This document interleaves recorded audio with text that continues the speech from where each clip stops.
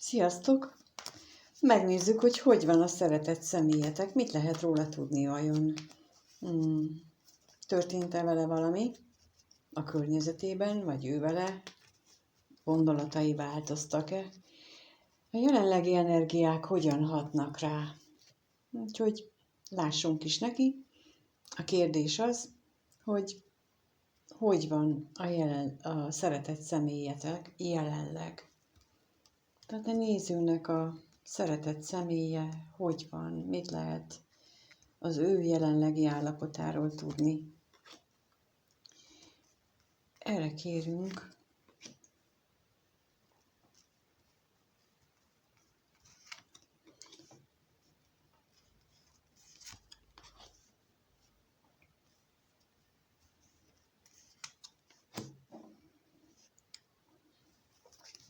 Kijött a vágy, a kevés pénz, az örvendezés, a szomorúság és a veszteség. És tulajdonképpen nekem az jön ebből, hogy ő már annyira feladta a dolgokat, hogy csak túl akar élni. Túl akarja élni az életet. Szóval, hogy már nem érdeklik a vágyak, már nem érdekli semmi, csak hogy a mindennapi jó elés-ivás, a jó mindennapi jólét legyen meg. Aztán, hogy ez most jó-e, vagy nem annyira jó, már nem is érdekli. Szóval ebből a lapokból nekem ilyen nagyon letargikus érzés az, ami jön. Jó. Igen. Ki is aludt így a mécses, úgyhogy kicserélem. Nem is tudom, hogy hogyan aludt ez ki, vagy hogy tudta ezt így elintézni gyorsan, amikor még jó sok van benne.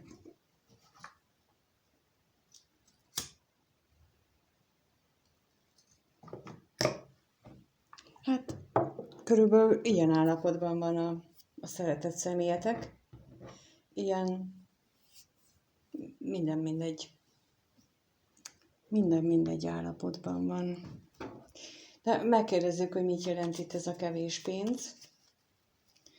Ez jelentheti azt is, hogy nincsen túl jól anyagilag eleresztve.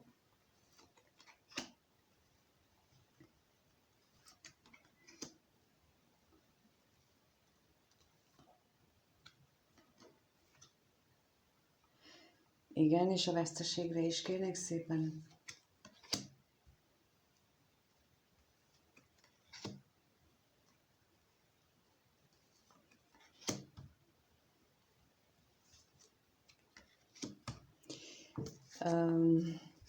Mint ahogy mondtam, jelentheti azt is, hogy nincsen túl jól anyagilag eleresztve, és azt, amit az előbb mondtam, és itt kijött rá a bosszúság, a lelkész, a bíró és a gondolat, és ez az utóbbit erősíti. Tehát, hogy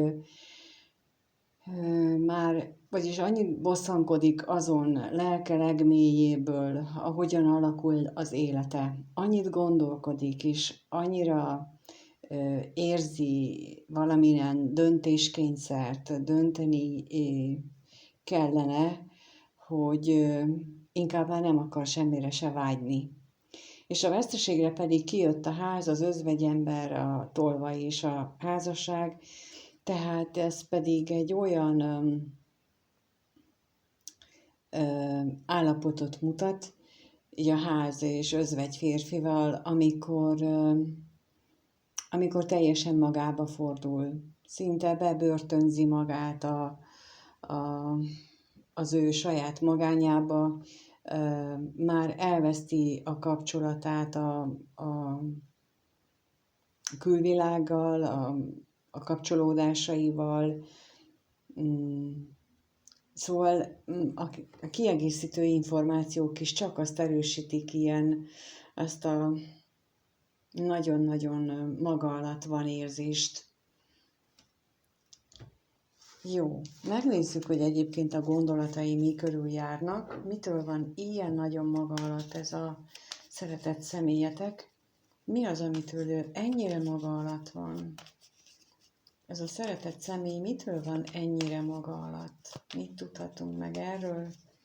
Milyen gondolatai vannak neki? Mi körül járnak a gondolatai? Mi körül járnak a gondolatai a szeretett személynek?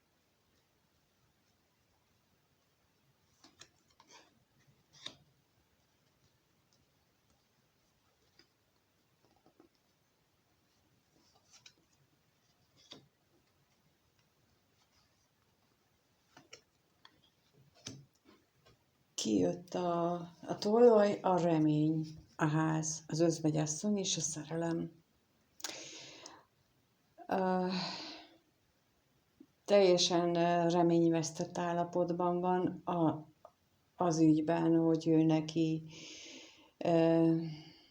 valaha lesz egy olyan otthona, ahol ő megélheti a valódi mély érzéseket.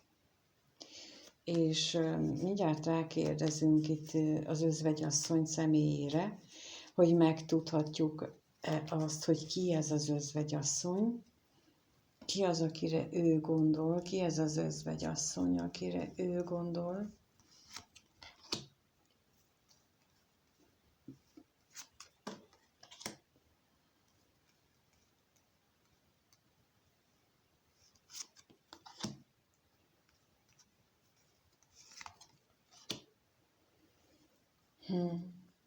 És a szerelemre is kérnék szépen.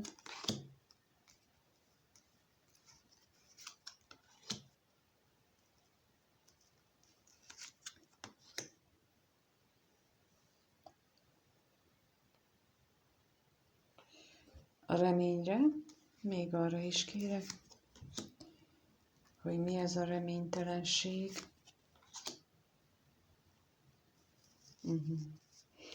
Hát az özvegyasszonyra kijött a szomorúság, a lelkész, a halál és a betegség, és nem tudtunk meg róla több mindent, hogy ki ő, de azt igen, hogy ő az, aki miatt mélységes mély depresszióban van, olyannyira, hogy szinte halálos betegnek érzi magát emiatt, a nő miatt. Lehet, hogy ő az, aki után vágyakozik, de az is lehet, hogy ő az, aki az ő reménytelenségét előidézi, mert a reménytelenségre kijött a féltékenység és a hűség, tehát van benne,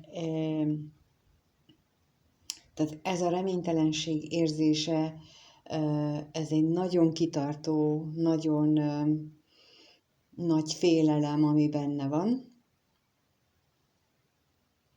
hogy ő neki már nem lesz valódi mély érzései, és a szerelemre meg kijött a bosszúság, a hamisság és a szerelmes nő, és ez pedig arról beszél, hogy azért bosszankodik, azért ilyen kétségbeesett, azért ilyen depressziós, mert próbálja letagadni ezeket az érzéseket, de próbálja nem úgy feltüntetni ezt a nőt, akit ő szerelmes nőként érzékel, vagy akit ő annak gondol, de hát ez csak próbálja. De már tudja, hogy ezek hamis próbálkozások, mert a valódi érzés az ott van benne, a gondolataiban. Úgyhogy hát ő most ezek a gondolatok megerősítették azt, ami az előbb kijött, ezt a reménytelenség, azt a nagyon melankólikus állapotot. De megnézzük, hogy egyébként milyen érzések vannak még benne, mert itt a gondolatai között is már megjelent jó néhány, de most megnézzük, hogy milyen érzései vannak. Milyen érzések vannak.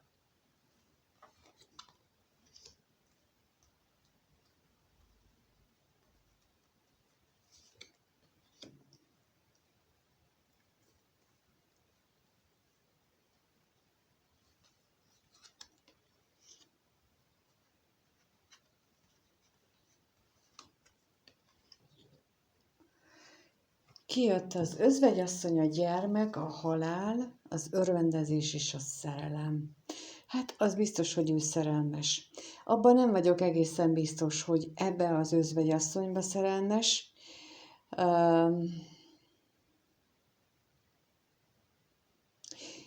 Vagy pedig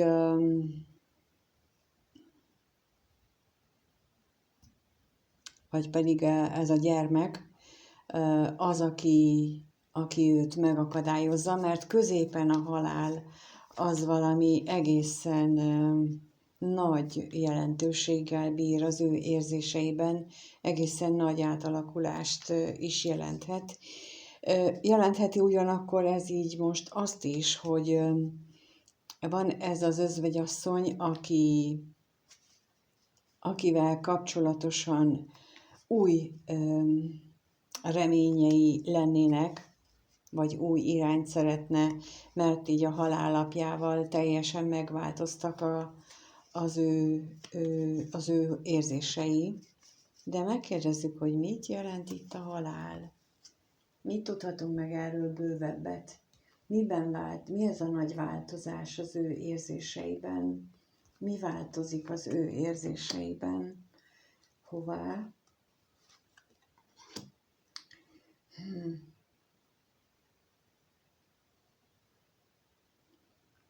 Ki az özvegyasszony? Mit tudhatunk meg az özvegyasszonyról? Ki ő? Mi ő? Mit tudhatunk meg róla?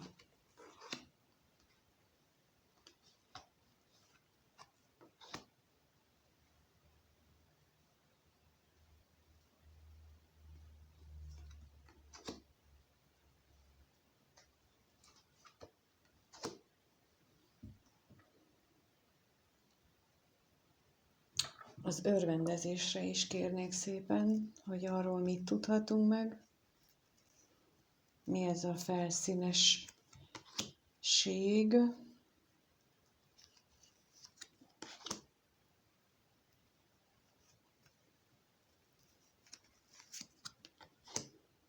És a szerelemre is kérnék szépen.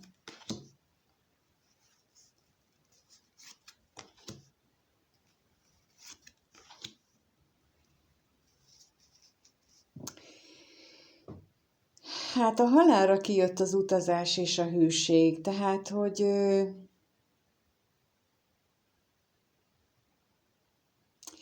lehetséges, hogy ő például itt az özvegyasszony gyermekre vonatkozóan a halállapja azt jelenti, hogy ő lezárt egyik kapcsolatot, így eznek az újdonság, tehát ezzel az özvegyasszonnyal, amit ő véglegesnek gondol, és ami mellett ő kitart. És ugye az özvegyasszonyra viszont kijött az üzenet, a katonatiszt, a betegség és a remény, és az, hogy lezárt ő egy kapcsolatot ezzel a személlyel, ebbe ő belebetegszik a reménybe, mert hogy nincs kommunikáció, vagy nagyon ritka, és nagyon nagy távolság van közöttük. Szóval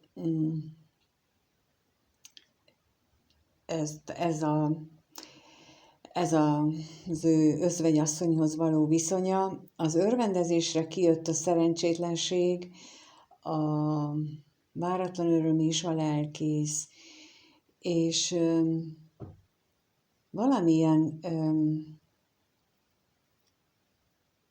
olyan esemény történt, ami hirtelen nagyon mélyen érintette, függetlenül attól, hogy ez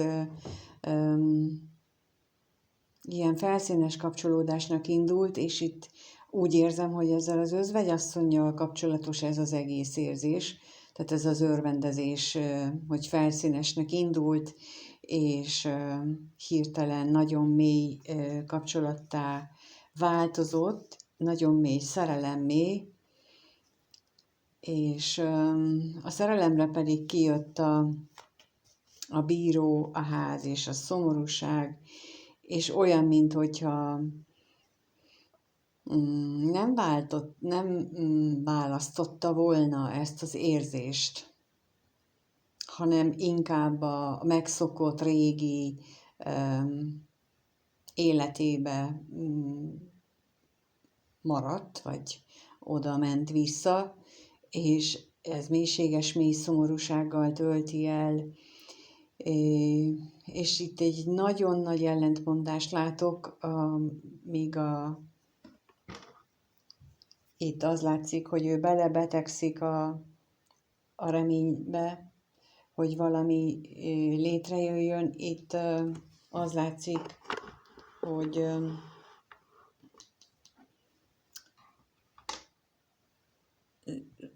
végtelenül szomorú a döntés miatt. Hogy ki döntött és hogyan, azt nem lehet tudni, de azt látom, hogy ő nagyon szomorú a döntés miatt.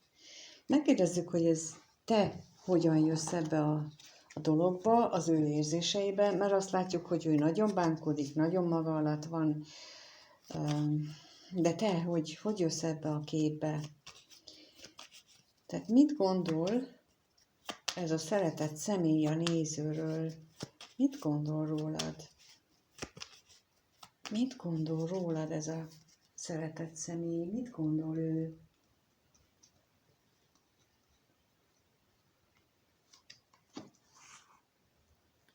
Mit gondol ő rólad?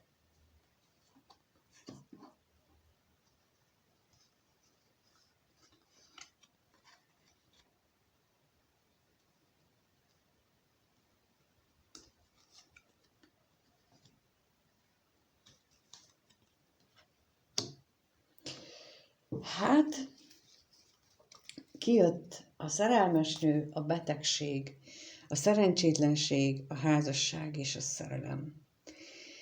Ez alapján én azt gondolom, hogy ő mérhetetlenül szerelmes, nagyon szenvedélyes gondolatai vannak veled kapcsolatban, egy nagyon is tartós kapcsolatot szeretne veled megélni.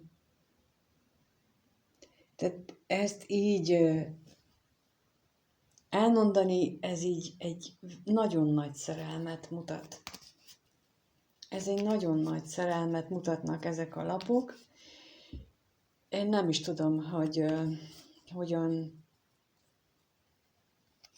hogyan tudom ezt így érzékeltetni, hogy elmondjam, amit érzek, de kérünk rá a betegségre valami plusz információt, hogy miért van így belebetegedve, ha rád gondol, mi ez a betegségnek az oka.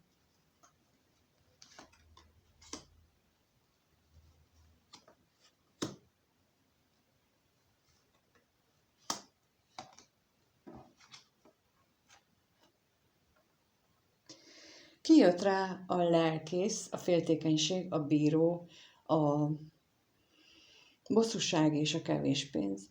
Azért van ebbe belebetegedve, mert nagyon mélyek az érzései, nagyon fél attól, hogy egy rossz döntés születik, aminek következtében olyan értelmetlen viták lehetnek, vagy alakulhatnak köztetek, ami ezt az ő veled kapcsolatos gondolatait, érzéseit azt így elrontanák. De megkérdezzük, hogy mit keres itt a házasság, mit tudhatunk meg ezzel kapcsolatban, valamilyen bővebb információt, mi itt ez a házasság.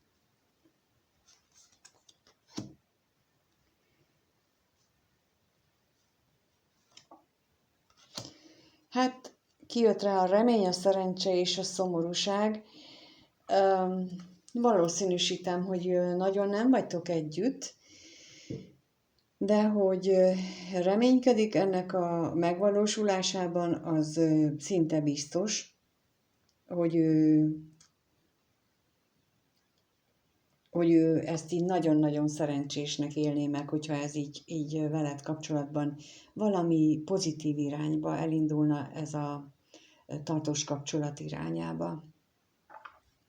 Nagyon szép energiát érzek így ennek kapcsán, ahogyan ő rád gondol, és megkérdezzük azt, hogy mit érez ő irántad? Mit érez ő irántad? A szeretett személy mit érez a néző iránt? Mit lehet erről tudni? Mit érez ő a néző iránt?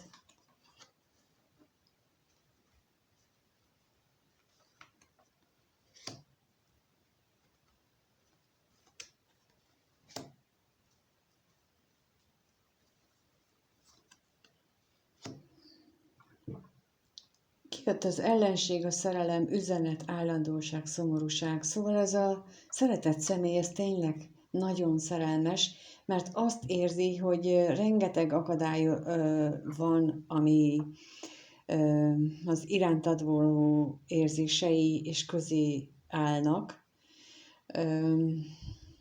Nagyon szeret veled beszélgetni. Szinte azt érzem, hogy az arra vágyna, hogy minden gondolatát meg tudja veled osztani, viszont mérhetetlenül szomorú. Ugye ez már az előbb is kijött, hogy melankólikus, depressziós, nagyon-nagyon mély szomorúság ül rajta.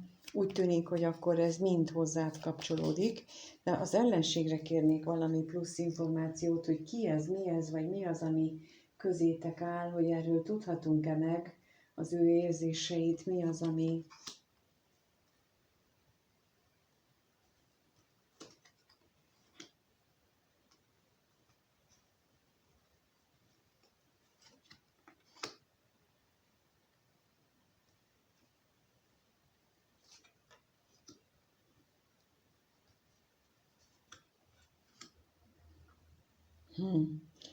Kijött rá a pénz, a vágy, a bíró, az utazás és a betegség. Nagyon mélységes, mély vágyakozással van feléd, viszont megint itt van a bíró, megint ott van az, hogy ő valamilyen helyzetben van, és erről mondjuk nem kapunk bővebb információt, hogy mi ez a helyzet, ami őt állandóan döntésbe kényszeríti, és valószínűleg ez az a körülmény, ez az az ellenség, amit itt a bíró is jelképez, és őt megbetegíti. De még rákérdezünk akkor a szomorúságra, hát ha arra kapunk valamit, hogy mitől szomorú ő, mitől szomorú.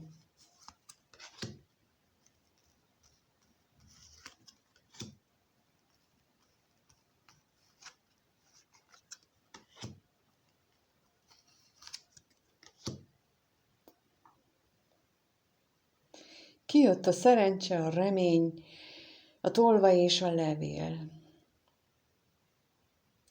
Hát attól szomorú, hogy ő úgy érzi, hogy ő az élettől egy nagy szerencsét, egy nagyon-nagyon nagy reményének, vágyának a teljesülését megkapta, ugyanakkor pedig jött a tolvaj, jött valami olyan dolog, ami meg megfosztotta még attól is, hogy beszéljen veled.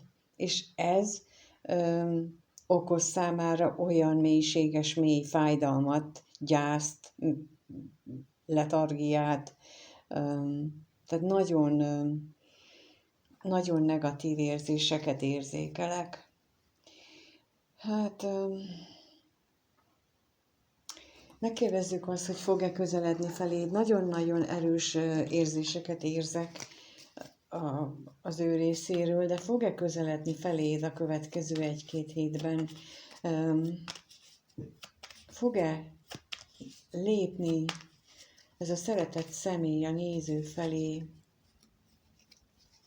Lesz-e valamilyen közeledése a néző felé ennek a szeretett személynek? Lesz-e valamilyen közeledése?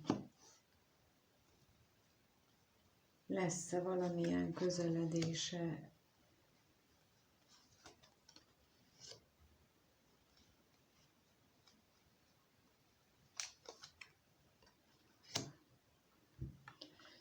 Kijött a gondolat, a szomorúság, a tolvaj, az özvegy férfi állandóság. Hát gondolkodik rajta, az biztos, de továbbra is úgy tűnik nekem, hogy ha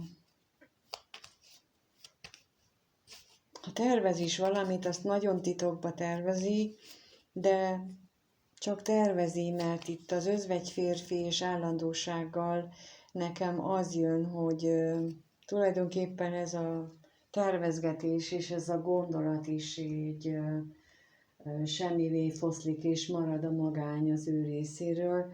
De megkérdezzük azt, hogy mit jelent itt a tolvaj? Tudhatunk-e meg erről valamit?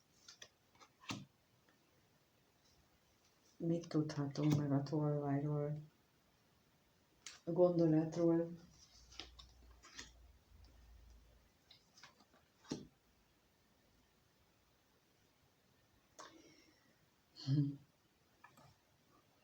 A tolvajra kijött a veszteség és a levél, a gondolatra pedig a pénz és a szerelmes nő.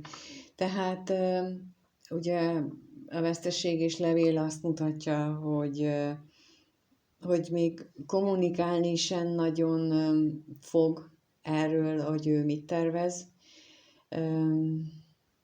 Tehát még az is hiányozni fog nagyon sok esetben közületek, hogy nem fogja elmondani, hogy ő tervez.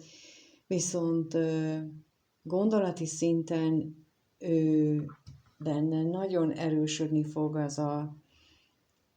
az érzés, hogy te vagy a nagyon-nagyon nagy ő az ő életében. Tehát ez így nagyon fog ő benne erősödni. Fölteszek egy olyan kérdést, nem tudom, hogy kapok-e rá végre egyenes választ, vagy egyenlőre ezt nem mondják el. Azt szeretném megkérdezni, hogy mi az, ami miatt ő nem közeledik feléd? Mi akadályozza őt valójában? Mi akadályozza őt, ezt a szeretett személyt abban, hogy ő közeledjen feléd? Mi az, ami őt akadályozza? Mi akadályozza őt?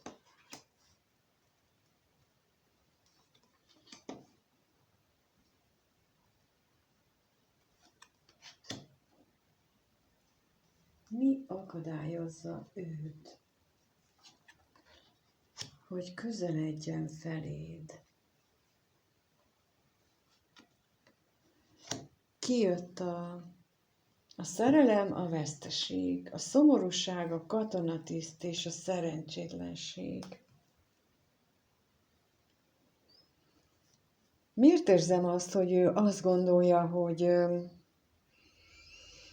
hogyha ő valóban szerelmes mer lenni, akkor ez valami tragédiába torkollik? Lehet, hogy ez valakinél, aki itt van most, neki ez ismerős, ez a mondás, hogy esetleg már erről volt szó, hogy ez a szeretett személy úgy érzi, hogy ő nem lehet szerelmes, mert abból nagy tragédia következik. Megkérdezzük, hogy kaphatunk-e a veszteségre valamilyen információt, hogy miért gondolja ő veszteségként.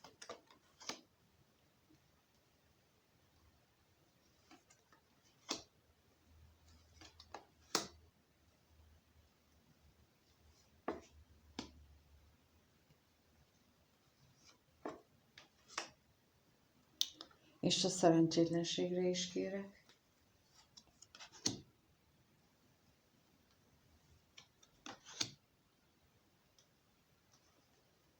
én úgy látom, hogy ez összefügg ez a kettő itt. A veszteségre kijött a kevés pénz, a halál, az ellenség, a bosszúság, a féltékenység és a vágy. És ahogy ezt így raktam ki, jött az a gondolat, hogy ha ő ezt megengedi magának, akkor abból valami nagy, és ismét csak ez jön, hogy valami nagy tragédia következne. Mert itt egyrészt anyagilag lenne érni nagy veszteség, másrészt pedig így a halállapján, halál ellenség, bosszúság, féltékenység, vágy, az pedig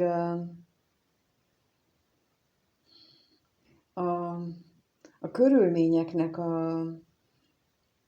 az olyan mértékű megváltozását jelenteni, amit ő nem tud egyelőre mit kezdjen vele, és a szerencsétlenségre pedig kijött az özvegyasszony, a pénz és a levél, és ebből pedig, amikor kiraktam, akkor az jött ugye, hogy az elején volt ott egy özvegyasszony, aki miatt ő depressziósnak érezte magát, aki miatt ő érzi ezt a mély letargiát, és mikor ezt raktam ki, akkor azt is éreztem, vagyis az is jött így a gondolatokba a üzenetként, hogy még az is lehet, hogy őt valaki a környezetéből, hát úgy mondom, hogy befenyítette. Hogyha ő ilyet lépne, akkor valami... Tehát, hogy nem magától gondolja ő azt, hogy tragédia következne be, hanem ezt valaki, hát mondjuk úgy, hogy megzsarolta vele. És nem meri ezt megkockáztatni.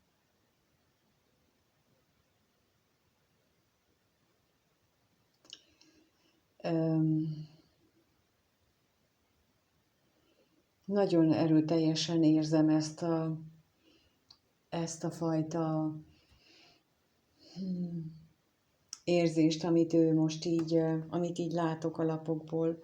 Tehát, hogy ő ezt komolyan gondolja, hogyha ő merne engedni a szerelmének, az érzéseinek, akkor az egy olyan nagyon nagy tragédiába torkolna, amit jelenleg még meg tud akadályozni az ő szomorúsága árán. Hát azért remélem, hogy túl sok mindenkinek nem szólt ez a vetés, mert ez egy nagyon szomorú vetés, hiszen olyan mély érzések vannak itt, olyan nagyon erőteljes, szép érzések, és hogy miért nem engedi meg magának azt, hogy megélje, az nagyon tragikus. Úgyhogy ezért remélem, hogy azért túl sok mindenkivel, legalábbis ez a vége nem rezonál. Köszönöm szépen, hogyha itt voltatok és megnéztétek. Köszönöm, hogyha megosztjátok a véleményeteket, ha megosztjátok a videót, ha lájkoltok, feliratkoztok a csatornára. Mindenkinek azt kívánom, hogy a lehető legjobban alakuljon a kapcsolata ezzel a szeretett személlyel, az ő szeretett személyével. Köszönöm, minden jót kívánok, sziasztok!